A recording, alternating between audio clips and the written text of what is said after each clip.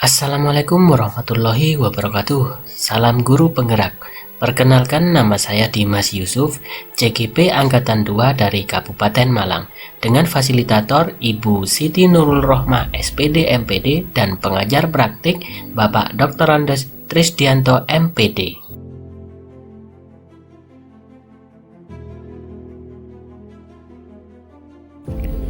Apa yang kami kuasai? Apa yang paling kami banggakan dari sekolah ini? Dari murid-murid kami? Apa yang membuat kami unik? Kekuatan apa yang kami miliki dan berharga untuk masyarakat komunitas sekitar? Apa yang telah sekolah lakukan dan miliki yang lebih baik dari orang lain? Tentu saja pertanyaan ini adalah pertanyaan yang harus kita refleksi, dan untuk menjawabnya terlebih dahulu kita harus pahami seperti apa itu sekolah. Jika diibaratkan sebagai sebuah ekosistem, sekolah adalah sebuah bentuk interaksi antara faktor biotik dan abiotik. Kedua unsur ini saling berinteraksi satu sama lainnya, sehingga mampu menciptakan hubungan yang selaras dan harmonis. Dalam ekosistem sekolah, faktor biotik akan saling mempengaruhi dan membutuhkan keterlibatan aktif satu sama lainnya.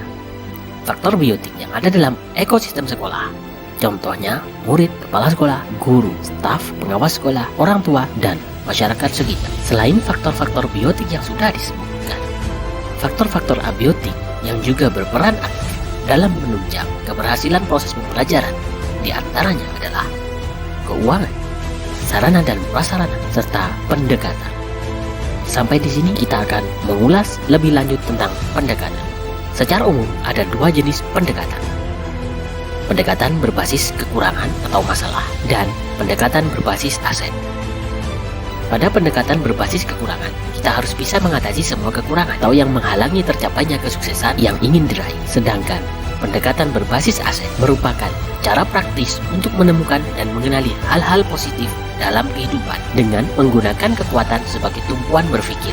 Aset apa yang ada di dalam ekosistem sekolah? Lalu bagaimana kita dapat memanfaatkannya untuk menunjang program-program yang berpihak pada murid?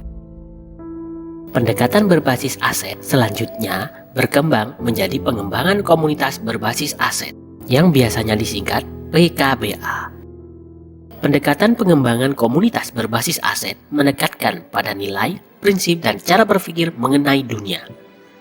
Pendekatan ini memberikan nilai lebih pada kapasitas, kemampuan, pengetahuan, jaringan, dan potensi yang dimiliki oleh komunitas. Dengan demikian, pendekatan ini melihat komunitas sebagai pencipta dari kesehatan dan kesejahteraan, bukan sekedar sebagai penerima bantuan. Pendekatan PKBA menekankan dan mendorong komunitas untuk dapat memberdayakan aset yang dimilikinya serta membangun keterkaitan dari aset-aset tersebut agar menjadi lebih berdaya guna. Dengan pendekatan berbasis aset, saya mengidentifikasi ada 7 aset utama yang ada di SD Negeri 1 Argotirto, Kecamatan Sumbermanjing Wetan, Kabupaten Malang. Yang pertama, aset manusia. Memiliki 8 guru dengan kualifikasi pendidikan S1. 4 diantaranya sudah bersertifikat dan 2 diantaranya adalah fresh graduate. Memiliki kepala sekolah PLT Linier yang memiliki banyak program untuk memajukan sekolah. Murid yang ceria dan semangat untuk belajar, tokoh masyarakat yang peduli pendidikan, dan orang tua wali murid yang proaktif dalam mendukung pendidikan anak-anaknya. Aset yang kedua, aset sosial. Adat istiadat, sopan santun yang masih dijunjung tinggi, kepercayaan masyarakat terhadap lembaga yang besar, visi dan misi sejalan dengan semua pihak terkait, komite sekolah yang proaktif, menerapkan budaya 5S, senyum, salam, sapa, sopan, dan santun. Adanya program Jumat bersih dan Jumat beramal. Aset ketiga, aset fisik. Memiliki 6 ruang kelas yang memadai untuk penerapan IT. 3 diantaranya masih baru renovasi tahun 2020. Memiliki ruang UKS, perpustakaan, musola, kantor, gudang, dan rumah dinas. Memiliki halaman yang luas dan asri. Memiliki lapangan voli dan lapangan sepak bola. Memiliki sarana dan prasarana yang memadai. Aset keempat, aset lingkungan alam.